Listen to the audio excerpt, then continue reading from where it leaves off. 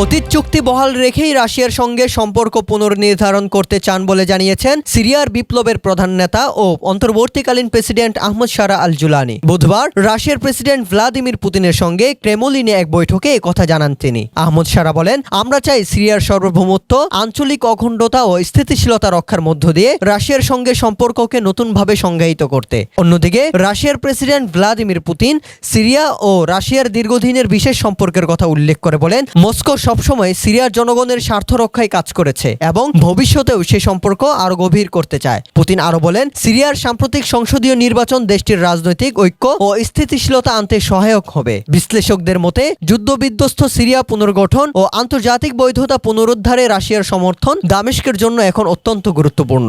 সাম্প্রতিক এক সাক্ষাৎকারে আহমদ শারা বলেন, সিরিয়া আংশিকভাবে রাশিয়ার জ্বালানি ও খাদ্য সরবরাহের উপর নির্ভরশীল। পাশাপাশি দুই দেশের মধ্যে দীর্ঘদিনের কৌশলগত সম্পর্ক বজায় রয়েছে।